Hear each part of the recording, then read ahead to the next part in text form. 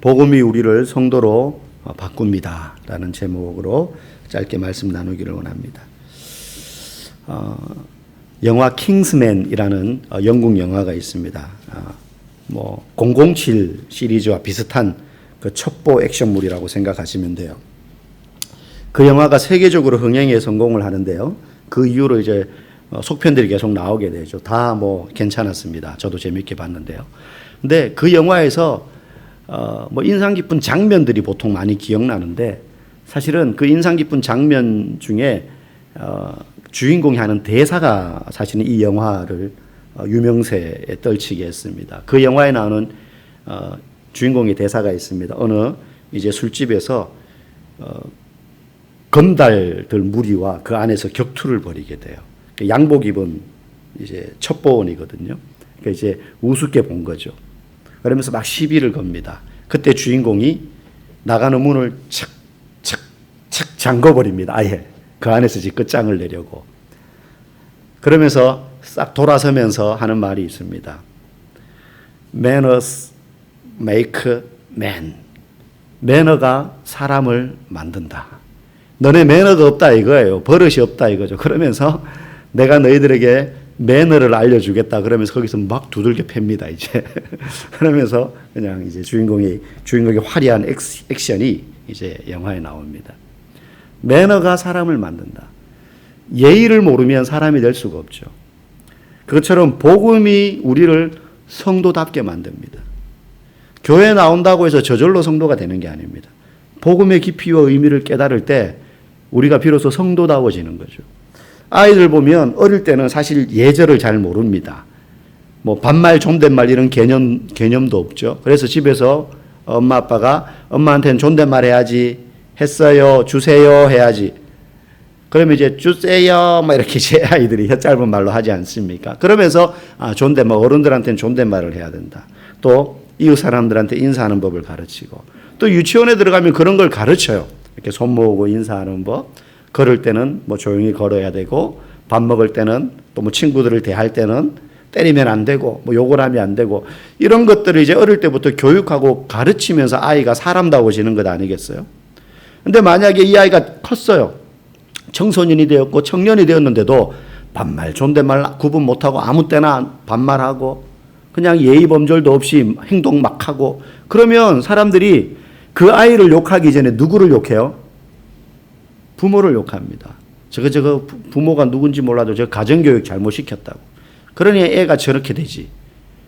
그 아이의 행동으로 인해서 부모가 수치를 당해요. 마찬가지입니다. 성도인 우리가 어떤 말과 태도로 이 세상을 살아가느냐에 따라서 우리를 욕하기 이전에 때로는 그 수치가 하나님께로 향할 수 있다는 사실을 우리는 꼭 기억해야 돼요. 그래서 교회를 다닌다라는 게 중요한 게 아니라 내가 과연 교회를 다니고 예수 그리스도를 믿는 성도답게 살고 있는가? 나의 말과 행동은, 나의 태도는 어떠한가? 이것이 때로는 하나님을 향하는 칭찬이 될 수도 있고 존경이 될 수도 있고 때로는 수치와 손가락질이 될 수 있다라는 사실입니다.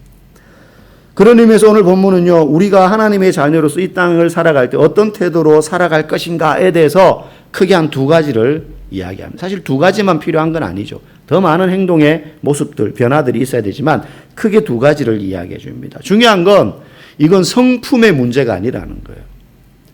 만약에 성품의 문제라고 하면 여러분 우리 교회 안에 다 온전한 성품을 가진 사람들만 있는 게 아니잖아요.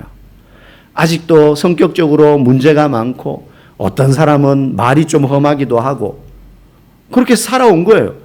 어떤 사람은 우유부단하기도 하고 어떤 사람은 사랑이 풍부하지만 어떤 사람은 굉장히 분석적이고 비판을 잘하기도 하고 말보다 행동이 앞서는 사람도 있을 것이고 말해놓고 행동이 뒤따라가지 못하는 사람도 있을 것이고 다양한 사람들이 섞여 있습니다. 그러니 그리스도인으로서 어떻게 행해야 될 것인가, 우리의 태도를 바꿔가는 것은 우리의 성품의 문제만은 아니라는 거예요. 우리의 성품의 문제만은 아니라는 것입니다. 그러면 무엇이 우리를 성도답게 만드는가? 두 가지를 살펴보기 전에 그 동기, 왜 우리가 성도답게 살아가야 되는가? 무엇이 우리를 성도답게 살도록 만드는가 하는 것을 먼저 기억해야 돼요. 우리 1절 말씀 한번 읽어보겠습니다. 시작. 내가 인자와 정의를 노래하겠나이다. 여호와여 내가 주께 찬양하리이다. 여기서 인자와 정의라는 말은 좀 더 쉽게 설명하면 사랑과 정의, 공의 그렇게 생각하시면 돼요.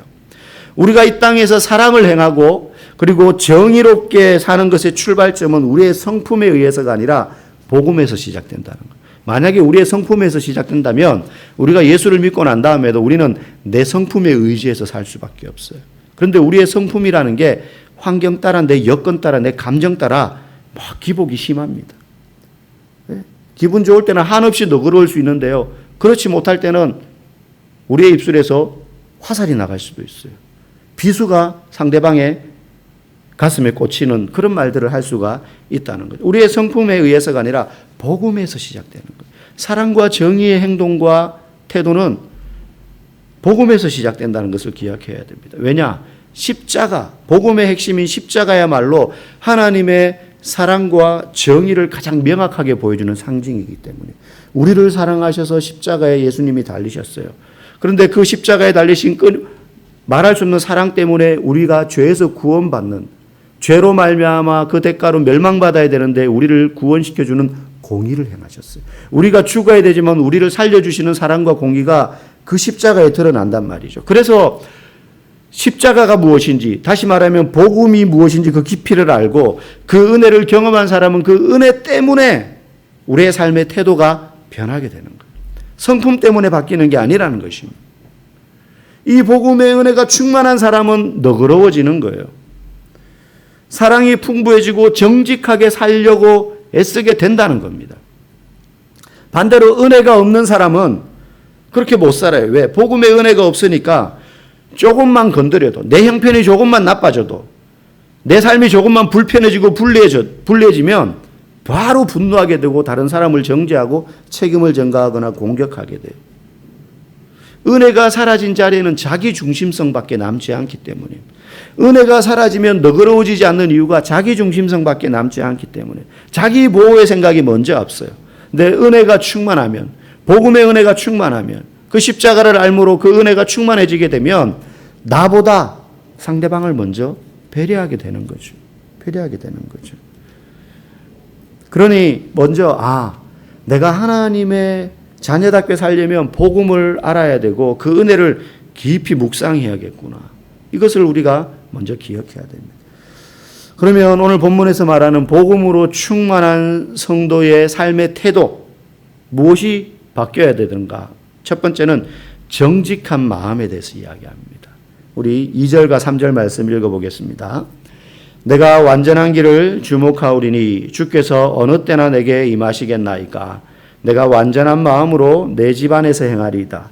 나는 비천한 것을 내 눈앞에 두지 아니할 것이요 배교자들의 행위를 내가 미워하오리니 나는 그 어느 것도 붙들지 아니하리이다. 여기서 말하는 완전한 길이라는 말은 하나님과 동행하는 행위를 말해요.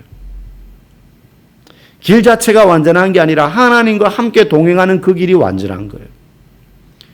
하나님과 함께 가면, 여러분 우리가 어디를 여행할 때 누구랑 같이 가느냐가 목적지보다 더 중요하지 않습니까?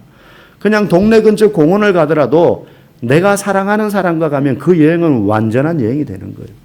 근데 아무리 멋진 장소를 가더라도 사랑하지 않고 함께 있기 싫은 사람과 가게 되면 그 여행은 아무리 아름다운 곳을 찾아가더라도 엉망이 되는 겁니다. 완전한 길이란 하나님과 함께 동행한다는 의미예요. 완전한 마음은 무슨 뜻입니까? 우리가 그 완전한 길로 행하고자 하는 마음의 동기를 말해요. 마음의 동기. 정직한 마음으로 살겠다는 다짐. 그런데 그것은 어디서 나오느냐? 내가 결단해서가 아니라 하나님과 동행하는 것에서부터 시작하게 된다는 거예요. 어떤 사람이 빚을 너무 많이 져서 도저히 이 빚을 갚을 능력이 없어요. 내가 갚을 수가 없어요, 도저히. 그때 삶을 포기하려던 순간 어떤 돈 많은 독지가가 나타나서 아무 조건 없이 내 빚을 다 갚아줍니다. 깜짝 놀랄 일이죠. 도대체 그 사람이 왜 그랬는지 누군지 너무 궁금해요. 그래서 그 사람을 수소문해서 그 집을 찾아가서 만났습니다. 이유를 물었는데 그 이유에 대해서 대답해 주지 않고 이 사람이 일단 집으로 들어와서 먹으세요. 드세요. 그리고 쉬세요. 우리 집에서 며칠 지내보세요. 그러면서 그 집에서 아무 조건 없이 아무 말도 없이 먹고 자고 같이 생활을 몇 날 며칠을 하게 됩니다. 자기가 궁금해하는 질문에 대해서 대답해 주지 않았지만 그 사람의 집에서 함께 그와 거하면서 점점 깨닫게 돼요. 처음에는 어리둥절했지만 그 사람이 어떤 사람인지, 그가 왜 내게 아무 조건 없이 이런 선함을 베풀어 주었는지 그 모습이 점점 보이기 시작하는 거예요. 자신과 너무 다른 은혜와 그리고 사랑이 그의 삶에 있다는 것을 그가 함께 지내면서 깨닫게 됩니다. 자연스럽게 이 사람도 그가 이렇게 사세요라고 말하지 않았지만 그와 같은 삶을 살아야겠다라는 다짐을 하고 그처럼 살기 시작해요. 그 밑바닥에는 뭐가 있어요? 은혜가 있는 거예요. 논리적으로 내가 이러이러한 이유로 당신을 이렇게 도왔습니다라고 말해주지 않아도 그 사람 마음에 넘쳐나는 사랑과 은혜 때문에 내게 이런 일을 했구나. 내게 뭘 바라지 않고 이런 선한 일을 행했구나. 여러분, 이게 누가 우리에게 하신 일이에요? 예수님이 우리에게 하신 일이에요. 그래서 그 은혜가 동기가 되어서 그처럼 살기 시작하는 거예요. 그래서 복음의 깊이를 알면 우리를 정직하게 만듭니다. 복음은 우리를 정직하게 만들어요. 우리 스스로의 다짐으로는 우리는 정직해질 수 없습니다. 한 번, 두 번 정직해질 수는 있지만 내가 손해본다 생각하면 그딴 거 헌신짝처럼 버릴 수 있는 사람들이. 그런데 예수님의 십자가는 하나님의 공의와 사랑으로 우리를 정직한 길로 인도해요. 그래서 복음을 더 깊이 하는 것이 너무 중요합니다. 그럼에도 불구하고 실제 우리의 삶에서는 끊임없이 거짓과 타협하게 하는 유혹들이 있어요. 거기에 흔들리죠. 사회생활을 하다 보면 그래요. 내가 조금만 편법을 취하면 더 많은 돈을 받을 수 있어요. 10만 원 벌 거 20만 원 벌 수도 있어요. 작은 거짓이 편할 때가 있습니다. 그 순간의 위기를 별일 아닌 것처럼 넘어가도록 또 만들어줘요. 그런데 복음은 우리에게 끊임없이 뭐라고 외치느냐? 너는 예수님 안에서 용서받고 새롭게 되었다. 이전의 길과 삶의 습관을 쫓아가면 안 돼라고 우리에게 이야기해요. 왜? 예수님의 거룩한 보혈이 우리를 덮었기 때문에. 더 이상 우리는 예전의 삶으로 되돌아가서는 안 되는 것입니다. 이 진리가 우리의 마음에 깊이 뿌리 박을 때 우리의 삶이 정직함으로 바뀌게 되는 거예요. 그러므로 저와 여러분이 그 마음이 복음의 은혜에 깊이 뿌리 내리는 연습을 날마다 해야 돼요. 날마다 내 삶에 그런 트레이닝을 해야 돼요. 여러분, 운동선수들이요, 영상에 보면 이런 영상이 있어요. 그 야구 경기가 끝나고 이제 리포터가 옆에서 인터뷰를 합니다. 오늘 뭐 이렇게 잘해서 MVP가 됐는데요. 그런데 저쪽에서 선수들끼리 이제 야구 공 땅에 떨어진 거 정리하면서 빼뜨려 쳤는데 이게 잘못 맞아가지고 리포팅하고 있는 선수와 리포터 있는 쪽 공이 확 날라오는 거예요. 근데 이 선수가요, 손을 뻗어가지고 그걸 탁 잡는 거예요. 보지도 않고. 그래서 이 리포터는 깜짝 놀라는 거죠. 선수는요, 그게 몸에 배어 있는 거예요. 자기도 모르게 공이 날라오는 걸 느끼고 어느 쪽에서 날라오는지 알고 손을 뻗는 거예요. 손을 뻗는 거예요. 이게 반복된 훈련으로 단련된 거예요. 여러분, 우리가 거룩한 삶을 사는 것이 그저 습관을 쫓는다라는 것이 다짐하고 결단해서 반복하는 것만으로 되는 게 아니에요. 끊임없이 우리의 삶이 그 이전에 그리스도의 은혜를 기억하고 묵상하고 거기에 뿌리 내리는 그 훈련이 우리 삶에서 반복될 때 우리가 정직함으로 살아갈 수 있게 되는 줄 믿습니다. 두 번째, 복음의 은혜로 충만한 성도가 가져야 될 삶의 태도는 뭐냐? 성실한 삶이다라고 오늘 본문은 이야기해요. 우리 5절과 6절 말씀 한번 읽어볼까요? 시작. 자기의 이웃을 은근히 헐뜯는 자를 내가 멸할 것이요 눈이 높고 마음이 교만한 자를 내가 용납하지 아니하리로다. 내 눈이 이 땅의 충성된 자를 살펴 나와 함께 살게 하리니 완전한 길에 행하는 자가 나를 따르리로다. 이 시는 다윗이 지은 시입니다. 101편은. 다윗은요, 불의와 교만을 내가 멀리하고 누구를 가까이 하겠다고 이야기해요? 충성된 자들과 내가 함께 하겠다. 여러분, 여기서 충성이라고 번역된 게요, 성실이에요. 성실. 늘 그러한 모습. 충성이라는 말은 변함없다라는 의미가 있어요. 성실함도 마찬가지 아니겠습니까? 실컷 놀다가 발등에 불 떨어져 가지고 갑자기 그 일을 해치우는 사람을 우리가 성실하다고 하지 않죠. 급할 때나 여유로울 때나 변함없이 늘 그 속도로 감당해야 될 자기 책임을 변함없이 행하는 사람. 매일매일 학생으로 치면 영어 단어를 내가 오늘 매일매일 50개씩 외우겠다. 그러면 시간이 있거나 없거나 50개씩 늘 외우는 거예요. 내가 매일 성경을 5장씩 읽겠다. 그러면 바쁠 때나 여유로울 때나 시간이 있을 때나 없을 때나 꾸준히 그 일을 행하는 사람, 그런 사람을 보고 우리는 성실하다 그러고 충성되다 그런 거예요. 성실한 삶은 곧 충성된 삶입니다. 그럼 복음은요, 우리를 하나님의 사랑으로 채우고 그리고 그 사랑이 동기가 되어서 우리의 삶을 성실하게 만들어요. 이게 무슨 말이냐? 연애를 시작하면 사랑하는 사람이 생기면요, 세상 게으른 사람도 데이트하기 위해서 꼭두 새벽부터 일어나게 만들어요. 여러분도 그랬고 저도 그랬고 여러분 자녀들 중에도 아마 애인이 생긴 사람은 그럴 겁니다.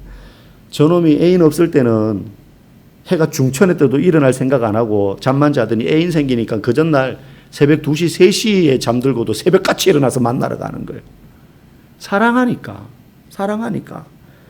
사랑이 충만하면 성실한 삶을 살게 만듭니다. 피곤한 줄도 몰라요. 그러므로 우리가 하나님의 그 사랑으로 충만해지면 어떻게 돼요? 하나님을 위하여 성실한 삶을 살게 되어 있다는 것입니다. 먼저 예수님이 우리를 위하여 성실하셨어요. 새벽부터 밤이 맞도록 기도하시고 사역하셨어요. 왜? 우리의 구원을 위해서. 단순히 우리에게 복 주고 아픈 거 고쳐주고 그게 목적이 아니잖아요. 그런 사역들의 본질은 우리에게 구원을 베푸시기 위해서 예수님은 끝까지 성실하셨어요. 죽기까지. 그러니 우리도 그 예수님의 길을 따라 그리스도인이라면 성실함으로 나아가야죠. 어떻게? 그리스도를 사랑함으로. 그리스도를 사랑하기 위하여 했으면 사랑하는 감정만 생기는 게 아니라 성실하게 돼요. 예배에 성실하게 돼요. 모든 신앙의 행위에 성실하게 돼요. 반면에 많은 요즘 사람들은 쓸데없는데 성실하죠. 컴퓨터 게임에 성실하고 노는 데 성실하고 나쁜 짓 하는 데 성실하고. 굳이 그런 거에는 성실할 필요까지는 없는데 그런 일에 성실하다 보니까 진짜 충성되고 성실해야 될 것에는 바빠서 시간이 없어서 성실하지 못해요. 저와 여러분이 복음으로 말미암아 성실한 성도가 되기를 간절히 축복합니다. 6절 말씀 마지막으로 한번 읽어보겠습니다. 다시 한번 읽어볼게요. 내 눈이 이 땅의 충성된 자를 살펴 나와 함께 살게 하리니 완전한 길에 행하는 자가 나를 따르리로다. 여기도 완전한 길이란 표현이 나오지 않습니까? 5절에도 완전한 길이 나왔죠. 완전한 길이 뭐라 그랬어요? 하나님과 동행한다는 말이었어요. 하나님과 동행한다. 충성된 자와 함께 할 때 우리가 하나님과 동행하는 삶을 살게 된다는 거예요. 저와 여러분이 별것 아닌 것 같은 날마다의 기도와 말씀 묵상, 그리고 정기적으로 드리는 예배, 그리고 이 예배는 우리의 삶의 예배로 이어져야 되는 것 아니겠습니까? 그러한 성실한 신앙의 삶이 우리로 하여금 하나님과 동행하는 길을 걷게 만든다. 저와 여러분들이 오늘 이 두 가지, 정직한 삶과 성실한 삶, 이 두 가지가 복음의 은혜에 깊이 들어가는 자에게 요구되는 변화되는 삶의 태도인 줄 알고 우리가 그 은혜로 말미암아 이런 변화된 삶의 모습이 우리에게서 드러나고 그래서 우리를 통하여서 하나님이 영광 받으시는 그러한 삶을 우리 모두가 살아갈 수 있기를 주의 이름으로 간절히 축복합니다.